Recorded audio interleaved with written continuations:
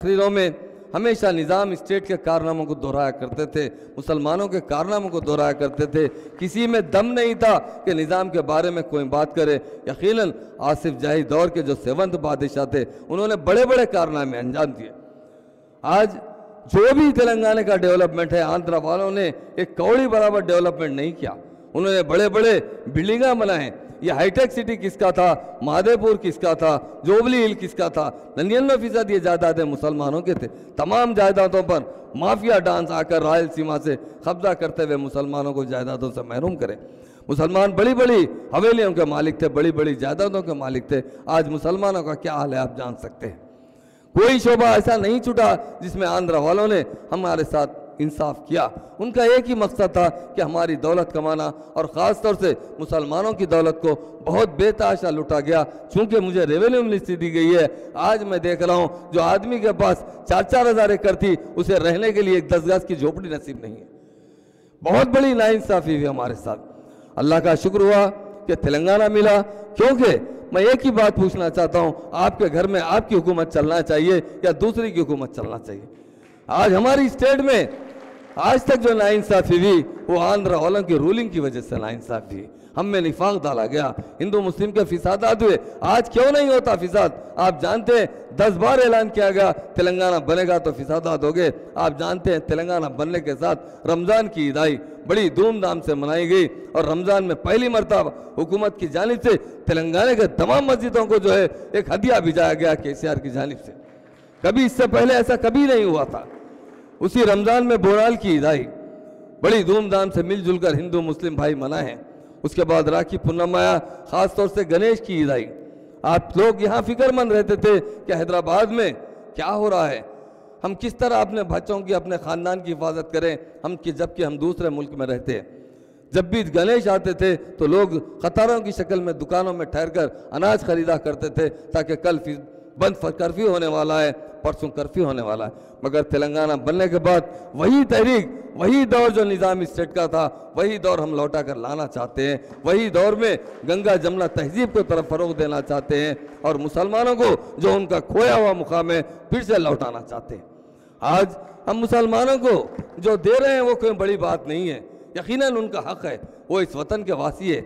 आज इसलिए KCR साहब ने सबसे पहले जो बरसों से जो मसाइल पेंडिंग पड़े हुए थे, 57 साल से वक्फ बोर्ड को कभी जुडिशियल पावर नहीं दिया गया, और 57 दिन में तेलंगाना राष्ट्र समिति वक्फ बोर्ड को जुडिशियल पावर दी और कैबिनेट में डिसीजन पास किया गया। आज वक्फ की जायदाद कम नहीं है, हमें मांगने की जरूरत नहीं है। आज हमें भिखारी बना दिया गया और ये लोग हमारी जायदादों पर कब्जा कर बैठे हैं। कौन है? देखिए अब लगड़पति राजगोपाल की तरह आंध्रा रायलसीमा का माफिया वक्फ के जायदादों को कौड़ियों के दाम बेचा गया। हुकूमत भी इसमें बराबर की शरीक है। तेलुगु देशम ने भी कई वक्फ के जायदादों को बेचा, और कांग्रेस के दौर की हुकूमत में हुकूमत ने खुद वक्फ के जायदादों को बेचा। आप बताइए कहाँ का इंसाफ है? अल्लाह के नाम से जो हमारे बुजुर्गों ने हम पर जायदादें वक्फ की थी ताकि आने वाले वक्त हमारी कौम के काम आए, पर वो कौम के काम नहीं आए, गौर कौम लोगों के काम आए। ये इंसाफ मिला हमें आंध्र प्रदेश के अंदर। यह आंध्र प्रदेश नहीं था, अंधेरा प्रदेश था, जिसमें सबसे ज्यादा अंधेरा मुसलमानों पर छाया गया।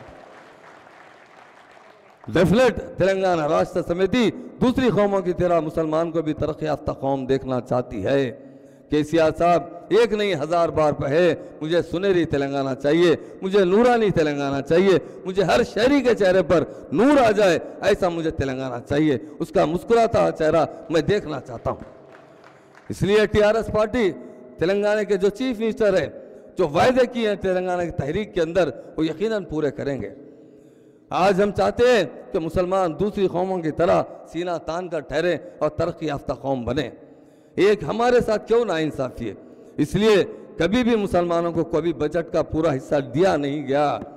आज TRS पार्टी 1000 करोड़ का वायदा की है।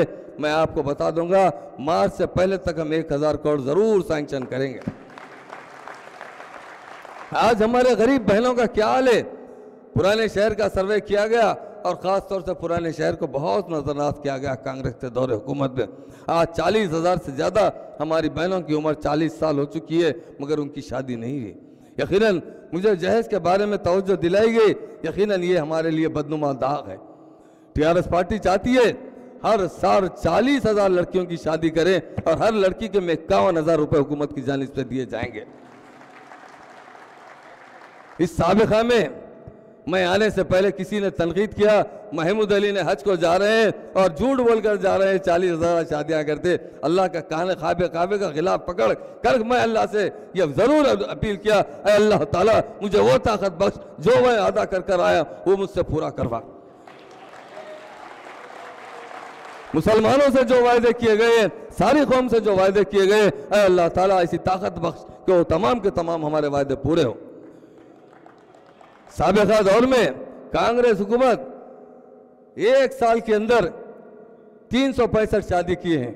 जब आने से पहले चीफ मिनिस्टर साहब ने मुझसे कहा कि महमूद भाई आप जा रहे हैं, ज़रा माइनॉरिटी का बजट एक बार देख लेकर जाइए कि उसमें क्या किस तरफ क्या करना चाहिए, किस तरफ क्या करना चाहिए। मैं तमाम लोगों को बुलाया, ऐसा नहीं जो मुस्लिम इंटेलेक्चुअल्स हमारी माइनॉरिटी के में जो काम करते हैं, अक़लियती बहुत के अहदेदारों को, उसमें दूसरे जो भी जो अहदेदार आंध्रा के अहदेदारों में जो काम करते हैं उन्हें भी बुलाया, बैठकर किस तरह हम अपने बजट को अच्छा सा खतीब दें। तो हमारे नदीम साहब जो माइनॉरिटी सेक्रेटरी है वो शादियों के लिए सिर्फ 5 करोड़ लिख कर लाए थे। मैंने कहा नदीम साहब ये 5 करोड़ में कितने शादी हो सकते? तो बोले साहब 1,000 हो सकते। हमारे पास कितने डिस्ट्रिक्ट है? तो कहे 10 डिस्ट्रिक्ट। क्या हर डिस्ट्रिक्ट में 100 शादी कराना है? फिर तो ये हुकूमत की स्कीम को निकाल दीजिए। जब हम किसी के साथ अगर इंसाफ नहीं कर सकते, सिर्फ वायदा करके उन्हें लुभाना चाहते, तो ऐसी स्कीम हमें डिक्लेयर नहीं करना चाहिए। उन्होंने कहा साहब पिछली मरतबा 365 शादियां की है और इस मरतबा में 1,000 का। मैं बोला 1,000 काटिए, 40,000 शादियों का फिगर तैयार कीजिए। उन्होंने कहा यह काम बड़ा मुश्किल है। मैंने कहा जब केसीआर साहब एक दिन में 4 करोड़ आम का सर्वे करवा सकते हैं तो महमूद अली 4 महीने में 40,000 बच्चों का सर्वे नहीं करवा सकता? हा? हा? मैं बोला 100% 40,000 बच्ची 5 साल के पीरियड में जो आवाम ने हुकूमत बख्शी है, 2 लाख मेरी बहनों की शादी करवाऊंगा डेफिनेट। जिस घर में बच्ची जवान रहती है उसकी माँ का खाना खाने पर हजम नहीं होता है, रात दिन उसे फिक्र होती है मेरी बेटी जवान है, इसका क्या होगा। यकीनन टीआरएस पार्टी आपकी पार्टी है, अपने वतन की पार्टी है। ये Mahmood Ali deputy chief minister नहीं है, हर मुसलमान भाई डिप्टी चीफ मिनिस्टर है।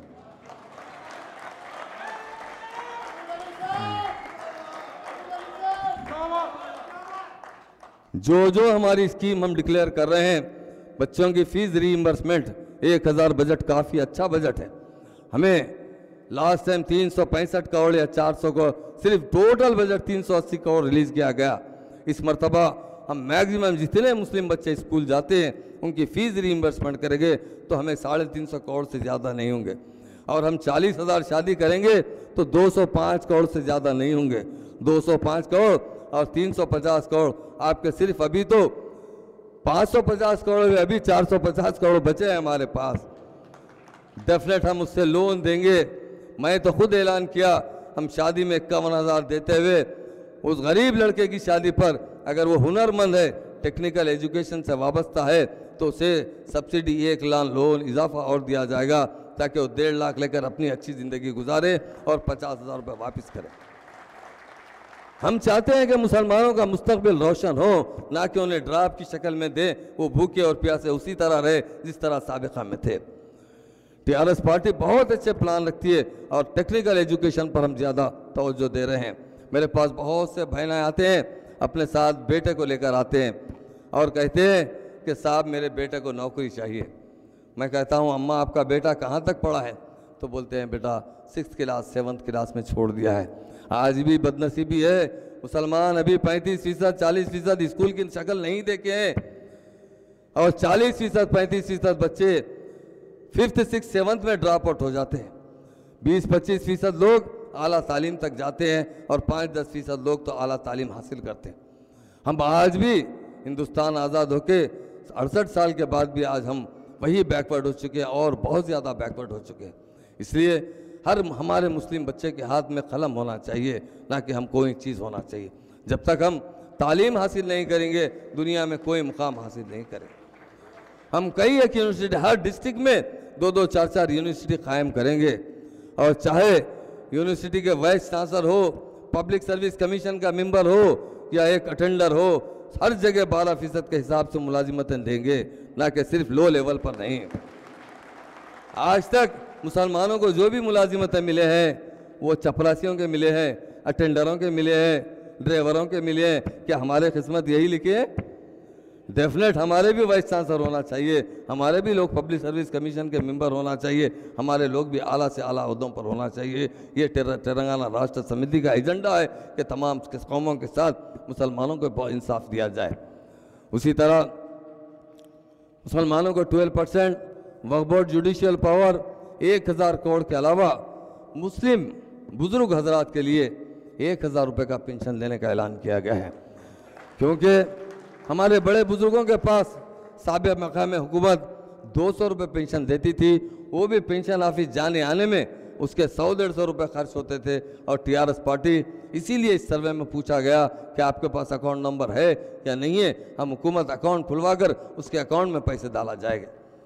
उसी तरह कुछ लोग माजूर एक्सीडेंट के बाद माजूर हो जाते हैं, कुछ लोग कुदरती तरीके से माजूर पैदा होते हैं, उनके लिए भी हमारे पास स्कीम है, उन्हें 1500 रुपये वजीफ़ा दिया जाएगा। और बहुत सी बहनें हैं, बेवा बहनें हैं हमारी, किसी के शौहर का इंतकाल होता है, किसी को डाइवर्स होता है, उसे भी हम माहाना 1000 रुपये पेंशन देने का वायदा की है। तो मेरे भाइयों, हम हर शोबे हयात में अपनी कौम को दूसरी कौमों की तरह तरक्की याफ्ता देखना चाहते हैं। ये एक ऐसा मौका है, सुनहरी मौका है हमारे लिए कि हम दूसरी कौमों की तरह तरक्की करें। KCR साहब वाकई एक सेकुलर लीडर है, और मैं समझता हूँ मैं जिद्दा लेकर आऊँगा आपसे मिलाने के लिए।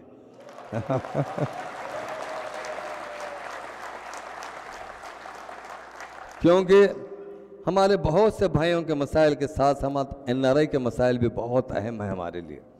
हमारे भाई अपने वतन को छोड़कर दूसरे मुल्क में जाकर अपने बाल बच्चों को छोड़कर बड़ी तकलीफ़ की ज़िंदगी गुजारते हुए अपनी ज़िंदगी के अफराद ख़ानदान को पालते हैं। उनके बच्चों की परवरिश के लिए अपना वतन से हज़ारों मील जाकर लोगों के पास काम करते हैं। यकीनन हुकूमत की पूरी हमदर्दी आपके साथ है। ऑलरेडी हम कैबिनेट में डिसीजन ले चुके हैं कि NRIs के लिए भी जिस तरह केरला में जो फैसिलिटीज़ दिए जा रहे हैं वो तेलंगाना के NRIs को भी देंगे।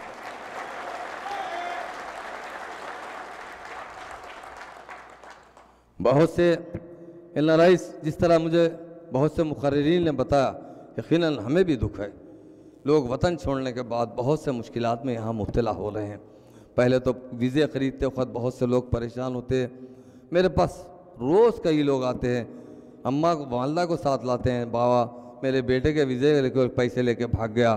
बहुत सी चीज़ों में, जायदादों पर, NRIs के जायदादों पर लोग कब्जा कर लेते हैं, और यहाँ NRIs को मकानात के ऐसे प्लान बताते हैं, ऐसे कॉलोनीज़ बताते हैं, जब यहाँ खरीदते तो वहाँ जाकर 10 साल में भी कुछ नहीं होता। इसलिए हुकूमत NRIs के लिए बहुत मराद देने का वायदा करती है। आपके लिए हाउसिंग स्कीम लाई जाएगी। जो लोग यहाँ NRIs जो मामूली तनख्वाहों पर काम कर रहे हैं उनके लिए भी कुछ सहूलत ज़रूर हुकूमत की जानिब से बख्शी जाएगी। और जो लोग यहाँ आने के बाद परेशान हाल होते हैं उनको हुकूमत की जानिब से, तेलंगाना हुकूमत की जानिब से किस तरह मदद की जाए, उनकी किस तरह तकलीफ़ दूर की जाए, उस पर ज़रूर आज मैं खुद मुबारक साहब से भी काफ़ी देर बात कर चुका हूँ कि आगे हम क्या हिकमत अपनी इख्तियार करना चाहिए। और हम ख़ास तौर से सऊदी अरब से बहुत अच्छे ताल्लुकात मेंटेन करना चाहते हैं। आप जानते हैं निज़ाम स्टेट के ज़माने में जब 7th निज़ाम के दौरे हुकूमत काफ़ी वहाँ से सऊदी अरब का ख्याल रखा गया। जब हमारी हुकूमत ऐसी थी कि अगर दुनिया में सबसे कोई दौलतमंद स्टेट थी तो वो निज़ाम स्टेट थी। दुनिया में कहाँ भी आफत आते, कहाँ भी किसी किस्म का खैर आता, जहाँ भी भूखमरी आती तो उस निज़ाम स्टेट से मदद की जाती थी। और उसी तरह सऊदी अरब में जो सबसे पहले मक्का और मदीने में लाइट का इंतज़ाम किया गया वो निज़ाम के जनरेटरों से किया गया। हैदराबाद में अलाउद्दीन वालों ने मदीना होटल बनाया था, उसकी आमदनी जो आती थी मदीने शरीफ को जाया करती थी। जब हमारे हालात अच्छे थे, मैं अभी कई इंटरव्यू में बता चुका हूँ, सुबह से बहुत से लोगों को इंटरव्यू दिया कि जब हमारे हालात अच्छे थे तो हम जो हमसे हो सका बराबर हम इस हुकूमत के साथ करते रहे। आज हमारे हालात ख़राब है तो हम यहाँ के हुक्मरान से मदद चाहते हैं कि वो वहाँ पर इन्वेस्ट कीजिए ताकि हम लोगों के हालात सुधर सकें। एजुकेशन पर इन्वेस्ट कीजिए, बहुत से यूनिवर्सिटी डाल सकते हैं और हम वाइट कारपेट रेड कारपेट डालकर सऊदी हुकूमत का वेलकम करना चाहते हैं, क्योंकि यहाँ दौलत माला माल हुकूमत है और यूरोप के कई कंट्रियों में सऊदी गवर्नमेंट के अलावा बहुत से गवर्नमेंट ने चाहे कुवैत हो या कतर हो या कई लोग बहुत बड़े बड़े इन्वेस्टमेंट किए।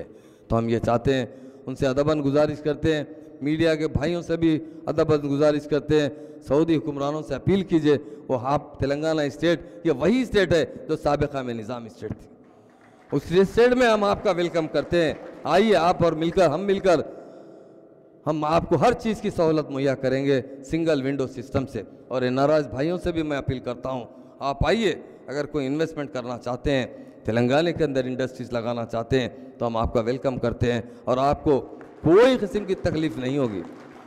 जिस तरह साबिक़ा में लोग आकर बहुत परेशान होते थे, दफ्तरों के चक्रे झाड़ते चप्पलां गज जाते थे मगर कोई परमिशन नहीं मिलता था, आखिरकार बेजार होकर वापस अपने NRI आ जाते थे अपने जहां वो काम करते। मगर इस मरतबा आपको सिर्फ एक ही दरख्वास्त देना पड़ेगा सिंगल विंडो सिस्टम में, वो भी CM साहब के चैम्बर पर।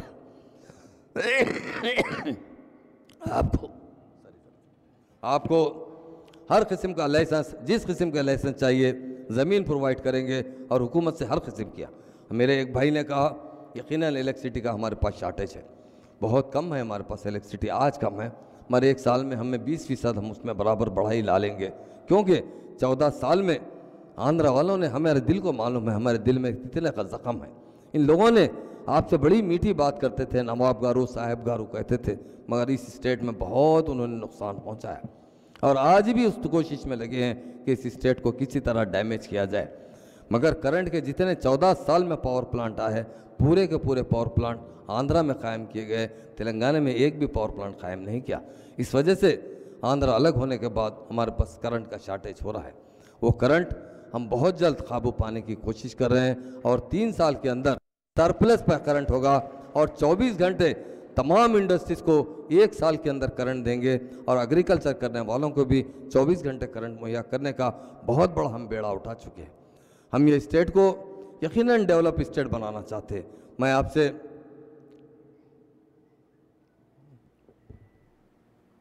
बताना चाहता हूँ ये स्टेट 10 साल के अंदर हिंदुस्तान में नंबर 1 स्टेट बनेगी। जिस तरह निज़ाम स्टेट दुनिया में दौलतमंद थी, उसी तरह तेलंगाना स्टेट हिंदुस्तान में सबसे ज़्यादा दौलतमंद स्टेट होगी, सबसे ज़्यादा खुशहाल स्टेट होगी और एक सेकुलर स्टेट होगी। हमेशा खुद मेरे ऑफिस के अंदर आज नहीं 14 साल से जिस तरह KCR की एक फ़ोटो रखते हैं, उसी तरह हम निज़ाम सरकार की भी एक फ़ोटो रखते हैं। वो कल्चर हम लाना चाहते हैं। मुझसे एक अखबार वाले ने आज ही सवाल किया कि आप किस तरह निज़ाम कल्चर क्या लाना चाहते हैं। हम निज़ाम कल्चर वही लाना चाहते हैं, सेकुलरिज्म का, गंगा जमुना तहजीब का। जिस तरह मेरे भाई ने कहा, अभी महबूब अली पाशा जब बादशाह थे तो महाराजा किशन प्रसाद वज़ीर आज़म थे, उसी तरह KCR चीफ मिनिस्टर है, तो आपकी दुआओं से मुझे डिप्टी चीफ मिनिस्टर दिया गया। जो मुसलमानों से कुछ लोग बहुत क्या खैर टाइम वो गुजर गया, अल्लाह ताला सब चीज़ का साथ दिया, सबके दिल में तेलंगाना था, मगर वहम और कुछ लोग हमें गलत प्रोपोगंडा देते थे और हम बहुत अच्छी तरीके से सेकुलरिज्म से और ख़ास तौर से मजलिस इत्तेहाद मुस्लिमीन से हमारे बड़े अच्छे ताल्लुकात रखते हुए हम ज़रूर पुराने शहर में भी बहुत अच्छी तरक्की लाएंगे। जब असद भाई KCR साहब से कहे कि 2000 करोड़, तो KCR साहब ने, अभी मैं अहमदुद्दीन अवैसी साहब से करा था, 2000 नहीं असद भाई 10,000 करोड़ देने के लिए तैयार हो गए। यकीनन हम पुराने शहर और नए शहर के इम्तियाज़ को ख़त्म कर देंगे। पुराने शहर से पुलिस का जुल्म बर्खास्त कर चुके हैं, अब कभी किसी जगह जुल्म नहीं हो रहा है। नहीं तो तमाम स्टेट्सों से, गुजरात से पुलिस आती थी, महाराष्ट्र से पुलिस आती थी, पुराने शहर में घुसकर घरों से लोगों को उठा कर ले आती थी, या दफ्तरों से, या किसी जगह होटलों पे किसी जगह काम करने जाते। तो मगर तेलंगाना बनने के बाद एक ही को भी हम इजाज़त नहीं दी। हमने कहा जब तक आप कुछ किसी को गिरफ्तार करना है तो पहले हुकूमत को इत्तला करें, हम तहकीकात करेंगे, अगर वाक़ई वो खाती है तो देंगे, मगर आपको इख्तियार नहीं देंगे कि आप जिसे चाहे जब चाहे पकड़ ले आ सकें।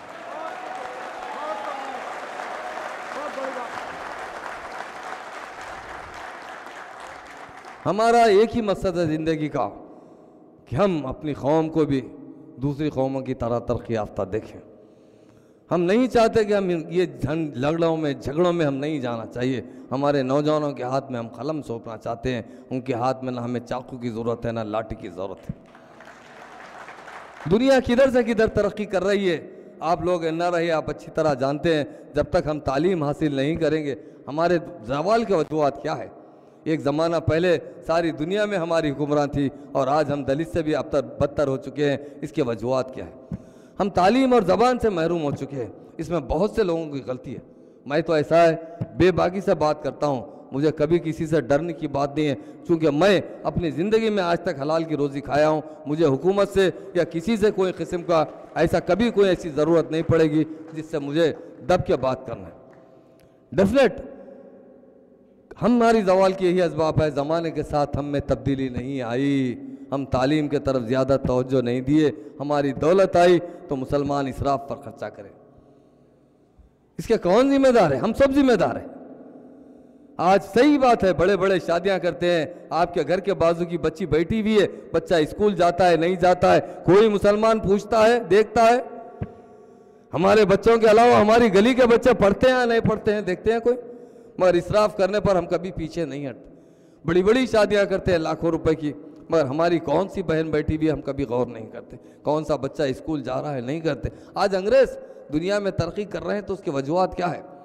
आप खुद हैदराबाद के हैं, जिस ज़माने में महबूब अली पाशा का दौर था, आज गोल्डन जुबली मना चुके हैं। ऑल सेंस स्कूल का, मेथडिस्ट स्कूल, लिटिल फ्लावर, ये कई स्कूल, कॉन्वेंट, गिलवेंट, ऐसे कई स्कूल कब डाले गए? जबकि यहाँ मुस्लिम हुक्मरान थे, उर्दू सरकारी ज़बान थी, अंग्रेज़ी मदरसे डाले गए। इसीलिए आज सारी दुनिया में अंग्रेज़ी के बगैर कुछ चलने वाला नहीं है। अंग्रेज़ के घर में अगर कुत्ता बिल्ली भी मरता है, पाल को छोड़ता है, तो मरने से पहले उसके नाम पे भी पैसे रख के जाता है। हम अखबारों में देख रहे हैं। मगर हम मुसलमान अपनी कौम के बारे में नहीं सोच रहे हैं, हम इसराफ पर जा रहे हैं, फजूल खर्ची पर हमें लागू कर दिया गया। यहाँ नहीं, सारी दुनिया की बात करता हूँ, हैदराबाद की बात नहीं कर रहा हूँ। हम ऐश व इशरत की ज़िंदगी, हालांकि मुसलमान कौम सबसे अच्छी कौम है दुनिया में और सबसे अच्छा अमल करती है, मगर मैं देखता हूँ, दूसरी कौमों को भी देखता हूँ, 50 बुराइयाँ रखने के बाद भी वो तरक्की कर रहे हैं, क्योंकि वो तालीम में सबसे आगे है। हमारी कौम में कोई बुराई नहीं है, इतनी अच्छी कौम दुनिया में कोई और कौम नहीं है। ये हमारे प्यारे नबी का सदका है। अगर हम इल्म की तरफ आगे बढ़ जाएंगे तो यकीनन हमारे से जहालत दूर हो जाएगी। हम बहुत गरीब हो चुके हैं, इसलिए TRS पार्टी ज़्यादातर मुसलमान ऑटो चलाते हैं। आप जानते हैं पुराने शहर के बहुत से भाई हैं यहाँ पर, इसलिए हमने ऑटो का टैक्स बर्खास्त कर दिया गया। जिस तरह सालेर मिल्लत रक्षे का जो नंबर होता था उसे बर्खास्त कराने की जद्दोजहद करते, हमें बगैर किसी नुमाइंदगी के ऑटो का मुकम्मल टैक्स बर्खास्त कर दिया गया। ऑटो को रक्षा का तरह कर देगा। 72 करोड़ रुपए वो लोग बाकी थे और हर साल 57 करोड़ रुपए हमारे टैक्स से आते थे, क्योंकि ज़्यादातर मुसलमान ऑटो ड्राइवर है। इसलिए हुकूमत से नुमाइंदगी करने पर हुकूमत में ऑटो का मुकम्मल RTO टैक्स बर्खास्त कर दिया गया, ताकि ऑटो वाले कम अज़ कम अच्छी ज़िंदगी गुजार सके। पुलिस के चालाना से बंद किया गया, नहीं तो 1-1 हज़ार 2-2 हज़ार का चालान ऑटो ड्राइवरों को किया जाता था। उसी तरह बहुत से महकमे में यकीनन आज भी हमें अफसोस है कि थोड़ा बहुत करप्शन पे हम कंट्रोल करने में कोशिश कर रहे हैं। हाई लेवल तो हम ख़त्म कर चुके हैं, लो लेवल पर हम बहुत सख्त इक़दाम उठाने वाले हैं ताकि करप्शन का मुकम्मल खात्मा किया जाए। ख़जाने से निकलने वाला 1 रुपया सीधा गरीब के ख़जाने घर तक 1 रुपया पहुँच सके, उसके लिए KCR साहब बहुत बड़ी हिकमत अमली इख्तियार करें। जो स्कीम्स है हमारे बराबर उसकी अमलावारी की जाएगी और मुस्लिम भाइयों के साथ मुकम्मल इंसाफ होगा। NRI के मसाइल पर खुसूसी तवज्जो की जाएगी।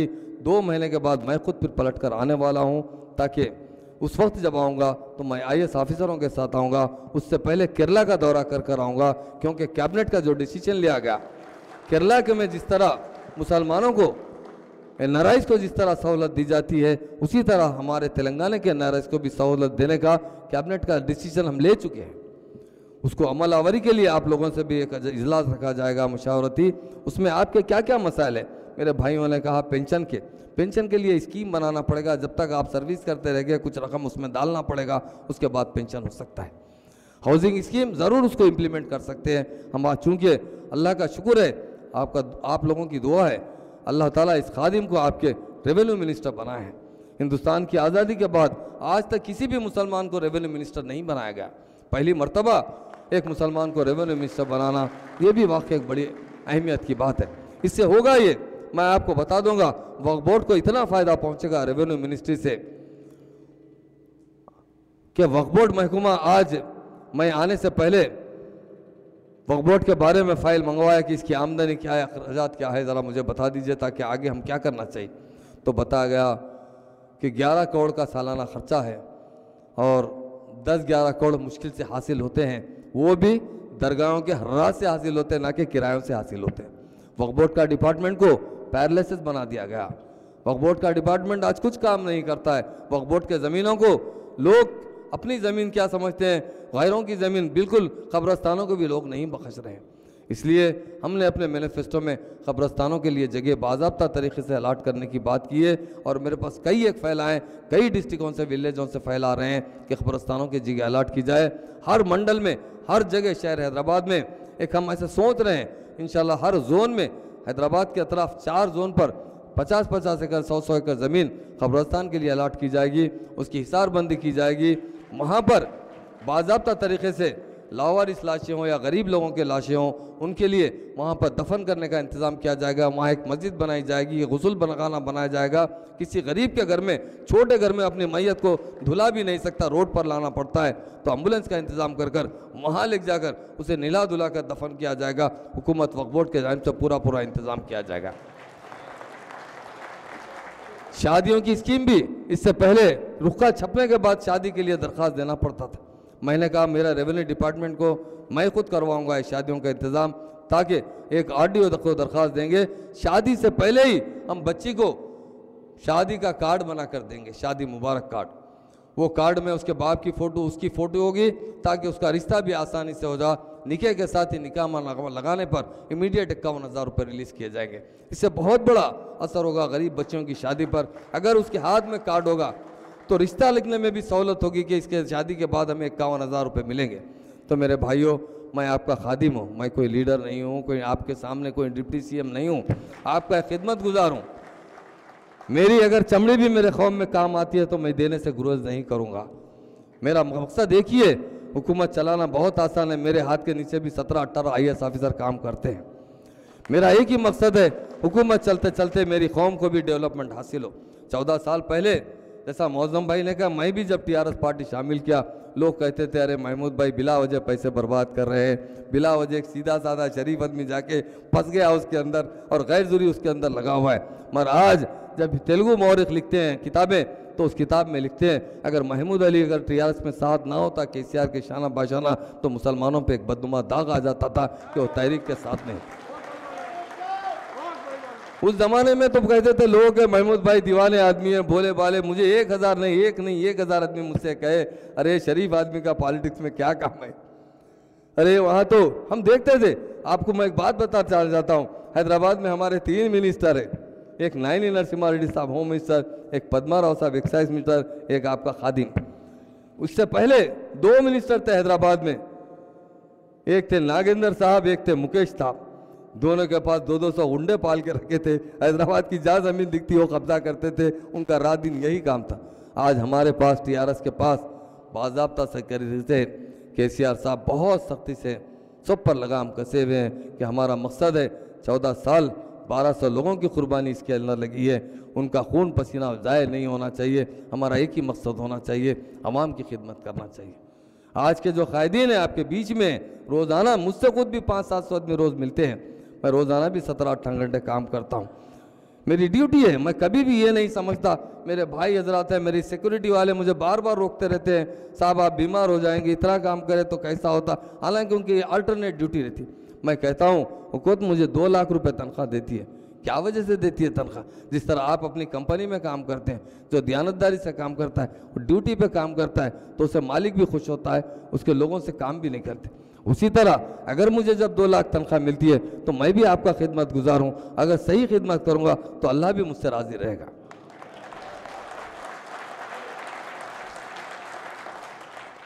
यकीनन एक आदमी जिस तरह अपने दफ्तर में काम करता है, कोई आदमी सरकारी महकमे में काम करता है तो उसे एक तनख्वाह दी जाती है। मैं भी तनख्वाह याब मुलाजिम हूँ आपका। मेरा मतलब मुझे अल्लाह ताला आपकी दुआओं से ज़रूर डिप्टी सीएम का ओहदा दिया है, इसका मैं ज़रूर उसका ओहदे का इस्तेमाल करते हुए मेरे भाइयों के लिए जो भी स्कीम्स आएंगे उसे ज़रूर इम्प्लीमेंट करने की हत्तल इम्कान कोशिश करूँगा। और अल्लाह ताला ज़रूर नेक नियति से, अगर आप समझे आपके इरादे मजबूत है तो पहाड़ से टकराने में भी आप पीछे नहीं हटना चाहिए। और इसी तरह मैं भी 14 साल मुसलसिल KCR साहब से ऐसे ताल्लुकात रखा, वो हर रमज़ान की ईद मुझके पास आके मेरे घर में उनकी बीवी, बच्चे, फैमिली मेम्बर, पोतरा पोते सब मुझे घर आके ईद मनाते हैं। और इस साल भी वो सीम बनने के बाद बराबर रमज़ान को मेरे पास ईद मनाएं। मैं दशहरे में उनके पास जाता हूँ। ये गंगा जमुना तहजीब को अगर हम डेवलप नहीं करेंगे तो हम तरक्की नहीं कर सकते। अगर हम लकीर खींचेंगे तो हम लकीर के दायरे में रह जाएंगे। हम आगे बढ़ना चाहिए, इस्लाम के तालीमात को लोगों को बताना चाहिए। हमारी प्यार और मोहब्बत की ज़िंदगी सरकार सल्लल्लाहु अलैहि वसल्लम के बताए हुए रास्ते पर अगर अमल करें तो ज़रूर हमें कोई रोक नहीं सकता।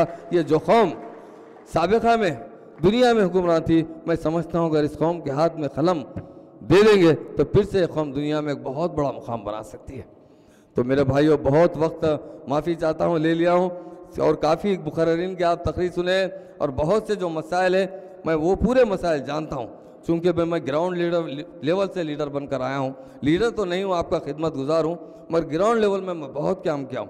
मेरी एक हॉबी थी बचपन से, मैं गरीब आदमी को ज़्यादा इज्जत देता था, दौलतमंद से ज़्यादा दूर रहता था। आज भी मेरे घर मामूली रक्षा पुल्लर आता है तो मैं जितना मेरे कलेक्टर को रेस्पेक्ट देता हूँ उतना रक्षा पुल्लर को रेस्पेक्ट देता हूँ, उसे बिठाता हूँ, उससे पूछता हूँ क्या तकलीफ़ है। और आज मेरे घर भी रोज़ाना 400-500 आदमी आते हैं, मैं 400-500 आदमी से मिलता हूँ, फ़र्दन मिलता हूँ और उसकी तकलीफ़ दूर करने की कोशिश करता हूँ। सेक्रेटरीट में भी वही हाल है, इससे पहले मुसलमान नज़र ही नहीं आते थे। आज सिक्योरिटी वाले बोलते हैं कि सेक्रेटरीट में हर जगह मुसलमानों के छत्ते नज़र आते हैं, क्योंकि एक डिप्टी सीएम होने की वजह से आज मुसलमानों को रेस्पेक्ट बढ़ी है। साबिक़ा आंध्रा वाले हमें कुचल चुके थे, तेलंगाना वाले यकीनन हर आदमी आपकी ज़बान जाता है, और ख़ास तौर से बज़्म में उर्दू वालों से भी मैं शुक्रगुजार हूँ। उर्दू ज़बान को ज़रूर तेलंगाना में दूसरा मुकाम दिया जाएगा और इम्प्लीमेंट किया जाएगा। इससे पहले भी उर्दू सेकंड लैंग्वेज थी, उसे इम्प्लीमेंट नहीं किया गया था। उर्दू को अब तरक्की देंगे।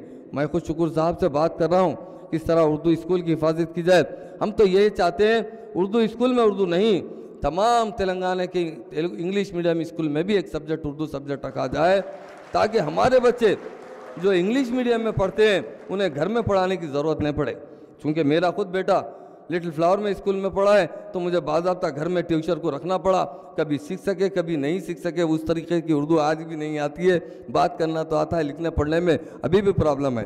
तो मैं चाहता हूं कि हर सरकारी स्कूल में हमारी ज़बान की हिफाजत होना चाहिए। हमारे बच्चे हर सरकारी स्कूल में पढ़ते हैं, इसलिए उर्दू ज़बान को ज़रूर हम तरक्की देंगे, और उर्दू ज़बान को जो उसका खोया हुआ मुकाम सिर्फ हम ही दिला सकते हैं, क्योंकि हमारा लीडर जो वाकई तेलंगाना का गांधी है, तेलंगाना का मसीहा है, वो उर्दू ज़बान में इस तरह अशार कहते हैं कि मुसलमान भी सोच में पड़ जाएंगे। और जब भी वो बात करते हैं तो यही कहते हैं कि जब तक अल्लाह का फजल हम पर रहेगा हम ज़रूर तरक्की करेंगे और ज़रूर तरक्की करेंगे। मुझे वक्त देने पर मैं तमाम भाइयों का शुक्रिया अदा करता हूँ। वाखिर दावाना अल्हम्दुलिल्लाह रब्बिल आलमीन। आलार मिल्लत, बड़े भतीजे नकीब मिल्लत तो छोटे हबीब मिल्लत। एक भतीजा मरकज़ को झंझोड़ते हुए तो दूसरा भतीजा रियासतों में भूचाल पैदा किए हुए। सियासत जिन्हें विरासत में मिली है, वही अखलाक व किरदार वालिद की सोबत में मिली है। नामवर ख़ानदान के सपूत होने के बावजूद वो आजिज़ी इनकिसारी इनका जेवर। सऊदी अरब में हम दकीनों की पहचान, खाक मदीना तैबा से जुड़े हुए रहना इनकी शान। बेशुमार सिफत के मालिक आली जनाब अहमदुद्दीन अवैसी साहब हबीब मिल्लत सदर जलसा से मुल्तमीज़ हूँ कि वो माइक पर तशरीफ़ लाएँ और अपने खुतबे सदारत से नवाजें। शुक्रिया। औज़ुबिल्लाहि मिनश्शैतानिर्रजीम बिस्मिल्लाहिर्रहमानिर्रहीम अल्हम्दुलिल्लाह वस्सलातु वस्सलामु अला रसूलिल्लाह सल्लल्लाहु अलैहि वसल्लम। हज़रात, काफ़ी वक्त हो चुका है, आपके सब्र का बहुत बड़ा इम्तिहान लिया जा चुका है, लेकिन तेलंगाना रियासत के लिए और तेलंगाना रियासत के ऑनरेबल इज़्ज़त माब डिप्टी चीफ मिनिस्टर को सुनने के लिए आप लोग यहाँ तकरीबन 8:30 बजे से यहाँ तशरीफ़ फरमा है। मैं ज़्यादा वक्त आपका नहीं लूँगा। जिस अज़ाइम का काबिल एतबार तयख़ुनात का और KCR साहब ने जिस तरीक़े से मुसलमानों को तयख़ुनात दिए हैं, और अभी हमने डिप्टी चीफ मिनिस्टर साहब से जो तयख़ुनात बाएतबार तयख़ुनात, मैं ये नहीं कहूँगा तयख़ुनात, हमको एतबार है उन पर, तयख़ुनात हमने सुने हैं और आपने ज़िक्र भी किया है। तो मैं आप सब अहलियान जिद्दा की तरफ से डिप्टी चीफ मिनिस्टर जनाब महमूद अली साहब से गुजारिश करूँगा कि वो KCR साहब तक हमारा ये पैगाम पहुँचा दें कि हम लोग यहाँ खुले दिल से KCR साहब का इस्तक़बाल करने के लिए तैयार हैं। और रही बात मुसलमानों के मसाइल की, वहाँ आप लोग जानते हैं कि जिस तरीक़े से मुसलमानों की नुमाइंदगी एक नुमाइंदा जमात की शक्ल में मजलिस इत्तेहादुल मुस्लिमीन कर रही है और एक काबिल एतबार और काबिल भरोसा जमात है, इसीलिए मजलिस इत्तेहादुल मुस्लिमीन के कायदीन से बिलखुसूस अकबरुद्दीन ओवैसी के घर पर जब KT राव और उनके ज़ुल्फ़िकार राजेंद्र साहब और नरसिम्हा रेड्डी साहब और दीगर सीनियर कायदीन ये सब उनसे मुलाकात करने आए, तो ये समझ के ही आए कि ये लोग मुसलमानों के नुमाइंदे हैं और मुसलमानों के मसाइल को ये ज़्यादा समझ सकते हैं, इसीलिए मुलाकात की गई। उसके बाद KTR ने कहा कि आइंदा जो भी प्रोग्राम बनेंगे वो असदुद्दीन ओवैसी साहब और KCR साहब के मशवरे से बातचीत के बाद बनाए जाएंगे। तो ये बड़ी खुश आइंदा बात है कि आज यहाँ जिद्दे की तमाम तंजीमें हमारे मुअज़्ज़िज़ डिप्टी चीफ मिनिस्टर साहब के इस्तक़बाल के लिए यहाँ जौक़ दर जौक़ चले आए हैं और मैक्सिमम तंजीमें जीतते हैं, और जो नई शरीक हुए हैं मैं समझता हूँ वो महरूमी का शिकार हैं। जो नहीं आए वो पता नहीं उनके अपने क्या वो थे मफादात, लेकिन मैं मुबारकबाद देता हूँ जिद्दा के जो तंजीमें यहाँ शिरकत किए हैं और जिस तरीक़े से हमारे नौजवानों ने यहाँ पे काम किया है, बिलखुसूस सैयद अली साहब की सरपरस्ती में नौजवानों ने जो यहाँ काम किया और इस तकरीब का अहतमाम किया है, मैं उनको भी मुबारकबाद देता हूँ। और सारी तंजीमों के सुदूर को मोतमदीन को जो यहाँ आए हैं उनको, तेलंगाना यूनाइटेड फोरम के लोगों को, तेलंगाना गल्फ NRIs के लोगों को और जितने तंजीमें हैं सबको जिन्होंने जिद्दोजहद की तेलंगाना के लिए, जो तेलंगाना के लिए काम किए। असदुद्दीन ओवैसी साहब ने जब चिरंजीवी ने हैदराबाद को यूनियन टेरिटरी बनाने की बात की तो असदुद्दीन ओवैसी ने मुंह तोड़ जवाब दिया उनका, और पार्लियामेंट में भी ये तकरीर करते हुए कहा कि हैदराबाद को यूनियन टेरिटरी नहीं बनाया जा सकता, हैदराबाद तेलंगाना का हिस्सा था, है और रहेगा। जिस पर वहाँ पर मौजूद तेलंगाना के मेंबर ऑफ पार्लियामेंट बशमूल कविता KCR राव साहब की साहिबजादी ने भी दस्त थपक कर उनकी बात की हिमायत की। उसी तरीके से अकबरुद्दीन ओवैसी साहब ने भी जब निज़ाम का जिक्र आया तो उन्होंने बबांगे दोहल चंद्रबाबू नायडू की आंखों में आंखें डालकर कहा कि चंद्रबाबू नायडू साहब आप किस तरक्की की बात कर रहे हैं, हैदराबाद पहले से तरक्की याफ्ता था। आप जिस असेंबली में बैठ के ये बात कर रहे हैं इस असेंबली को भी निज़ाम ने कायम किया था। हमारे लोग, हमारे लीडर जुर्रत से आंखों में आंखें डाल के बात करते हैं और इसका एहसास हर जमात को है। मैं KCR साहब को डिप्टी चीफ मिनिस्टर साहब के जरिए मुबारकबाद देना चाहता हूं कि उन्होंने यौम आज़ादी के लिए परचम कुशाई किले गोलकुंडा पे की। ये बहुत जुर्रतमंदाना इक़दाम था, जबकि आप जानते हैं कि फ़िरक़ा परस्त BJP और RSS के अनासिर नहीं चाहते थे कि वहाँ हो। उन्होंने यहाँ तक कह दिया कि KCR निज़ाम का दौर वापस लाना चाह रहे हैं। निज़ाम का दौर तो उनसे कौन सी बुरी बात है वो? क्या निज़ाम के दौर में सेकुलरिज्म नहीं था? क्या निज़ाम ने मंदिरों की मदद नहीं की थी? क्या निज़ाम ने मसाजिद की, चर्चेस की मदद नहीं की थी? और अगर KCR साहब जैसा कि डिप्टी चीफ मिनिस्टर साहब ने कहा कि रमज़ान में मसाजिद के लिए, बेवा औरतों के लिए, उम्र रसीदा बुजुर्गों के लिए अगर इमदाद का ऐलान कर रहे हैं और शादियों के लिए 52,000 रुपये हर शादी के लिए अगर ये कर रहे हैं, तो ये बहुत अच्छा काम कर रहे हैं जिसका खैर मकदम किया जाना चाहिए। और हम इसका खैर मकदम करते हैं यहाँ रहते हुए और हम ये तयखुन देना चाहते हैं KCR साहब को, जब तक कि वो अपने सेकुलरिज्म और अपने उस पर कायम है अच्छी तरीके से, और हमें उम्मीद है कि वो कायम रहेंगे, तो हम बराबर उनका खैर मकदम करते रहेंगे, बराबर हम उनकी तायीद करते रहेंगे। और हम मजलिस इत्तेहादुल मुस्लिमीन मुसलमानों की नुमाइंदा जमात है, मुस्लिम मसाइल को जानती है। KCR साहब भी ये बात अच्छी तरह जानते हैं। महमूद अली साहब तो पुराने शहर में ही उनकी ज़िंदगी गुजरी, और जैसा कि कहा गया कि बिल्कुल सिंपल ज़िंदगी गुजारने वाली शख्सियत है, बहुत ही सिंपल शख्सियत गुजारने वाली शख्सियत है। और ये बिल्कुल सही कह रहे हैं कि ये जो है जब मिलते हैं तो गरीब लोगों से बहुत ही हमदर्दी से मुलाकात करते हैं, इसमें कोई मुबालगा नहीं, ये बिल्कुल सही बात है। मैं इनकी ख़ानदान से, इनके फैमिली से वाकिफ़ हूँ। सिद्दीक इनके छोटे भाई मेरे बहुत अच्छे दोस्त हैं, अब से नहीं 20-25 साल से मेरी उनसे ताल्लुकात है। अभी पिछले मरतबा वो आए थे उम्रे पे आपके एक और भाई के साथ, और सिद्दीक आए थे मेरे यहाँ घर पे, मधु भी किया था मैं उनको मदीने मुनव्वरा में। तो हम इनको जानते हैं, हम पूरी उम्मीद रखते हैं। इसीलिए मैं कह रहा हूँ कि इनकी तयखुनात काबिल एतबार तयखुनात हैं, और आप इत्मीनान रखिए इंशाअल्लाह ताला ये जो यहाँ बयान किए हैं वो पूरी कोशिश करेंगे कि वो वहाँ KCR साहब को कन्विंस करने की, और क्योंकि KCR साहब खुद वो चाहते हैं, साफ दिल आदमी हैं, जो बात कह रहे हैं वो बोल, अगर साफ दिल आदमी नहीं होते तो वो कभी भी मजलिस से लोगों से अपने इलेक्शन जीतने के बाद मुलाकात करते, क्योंकि मजलिस की जो पॉलिसी थी वो बिल्कुल वाज़ेह पॉलिसी थी तेलंगाना के ताल्लुक से।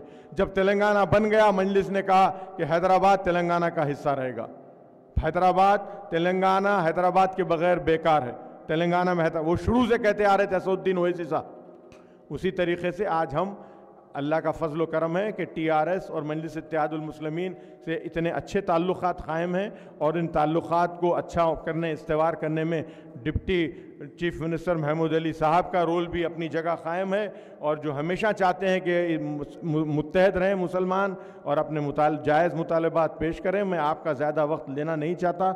मैं एक मरतबा फिर डिप्टी चीफ मिनिस्टर साहब से गुजारिश करूँगा कि बाज़ नुकात जो हमारे लोगों ने यहाँ पर रखे, उसमें एक ये था कि स्कूल के जो यहाँ तलबा हैं, उनके जो गरीब बच्चे हैं, वो लोगों को बिल्कुल सही कहा जा रहा है कि खुरा अंदाज़ी और लॉटरी के ज़रिए उनके नाम निकाले जाते हैं, बल्कि होना ये चाहिए था कि उनके पेरेंट्स की आमदनी के हिसाब से उनको दाखिला दिया जाता, और ज़्यादा तनख्वाह वाले वो जो एफर्ट कर सकते हैं दूसरे स्कूलों में, प्राइवेट स्कूलों में भी। लेकिन गरीब आदमी, मेरे पास खुद 2-3 लड़के जो है के पेरेंट्स मुझसे से रुजू हुए, बोलने लगे कि ये हमको नहीं मिला, दाखिला नहीं दिए, वो कुरान निकाल लिए, अब दाखिला नहीं मिल रहा है, आप किसी को जानते हैं तो बोलिए।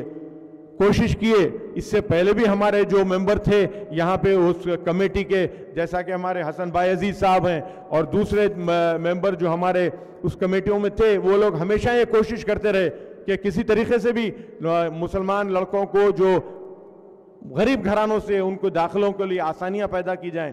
लेकिन कुछ अनासिर हैं ऐसे वहाँ पे जो ये चाहते नहीं हैं। तो मैं डिप्टी चीफ मिनिस्टर साहब से गुजारिश करूँगा कि इस सिलसिले में आप ज़रा KCR साहब के ज़रिए से ये मामले को जो है हल करवाइए, ताकि गरीब लोगों को फ़ायदा हो। दूसरी चीज़, बिजली का मामला था जो अलीम फल्की साहब ने उठाया था, वो बिल्कुल जायज़ चीज़ थी। आपने कहा कि वो कोशिश हो रही है, आंध्रा बनने के बाद से बिजली का मामले में बड़ी जो है मुश्किलात होने रही है। ये बात चीज़ें हैं। उर्दू के बाद ताल्लुक़ से जमाल कादरी साहब ने भी तवज्जो दिलाई। यकीनन उर्दू के लिए भी आप जानते हैं कि मजलिस इत्तेहादुल मुस्लिमीन अपने तौर पे काम कर रही है। हज़ारों तलबा को स्कूल के किट और जो है किताबें, और ये आप देख रहे हैं अखबारों में आ रहा है, सैकड़ों की तादाद में नौजवान वहाँ होते हैं दारुस्सलाम में, पेरेंट्स के साथ जो कर रहे हैं, अपने तौर पे कोशिश कर रहे हैं। उर्दू एकेडमी के लोग भी अपने तौर पे हैदराबाद में काम कर रहे हैं, गुलाम समदानी साहब वगैरह। और मुख्तलिफ तंजीमें अपने तौर पे काम कर रही हैं। इसी तरीके से हम भी जो है ना जितना हो सके दामे दरमे सुकने हम मदद करने तैयार हैं हर अच्छे काम की। और मुझे पूरी उम्मीद है कि जनाब मीर महमूद अली साहब KCR साहब को यहाँ के लोगों का पैगाम उन तक पहुँचाएंगे और बताएंगे कि TRS मजलिस के लिए किस तरीके से वालेहाना मोहब्बत यहाँ के लोगों में है, और इस मोहब्बत को कायम रखना है तो फिर अनकरीब KCR साहब को यहाँ का दौरा करना पड़ेगा। व आखिरुद्दावाना अल्हम्दुलिल्लाहि रब्बिल आलमीन। हाज़रीन महफिल, एक अहम फ़र्ज़ अदा करने दीजिए। आप तमाम को तमाम तंजीमों की जानिब से शुक्रिया अदा करना है। मैं सबसे पहले हमारे मीडिया पार्टनर्स का शुक्रिया अदा करता हूँ, स्पॉन्सर का शुक्रिया अदा करता हूँ, होटल मैनेजमेंट का शुक्रिया अदा करता हूँ और हर तंजीम के सुदूरों का शुक्रिया अदा करता हूँ और खुसूसन आप तमाम हज़रात का शुक्रिया। शब्बा खैर। शरीफ असलम साहब से दरख्वास्त है कि तशरीफ़ लाएँ स्टेज पे और हमारे डिप्टी चीफ मिनिस्टर साहब से मुलाकात करें।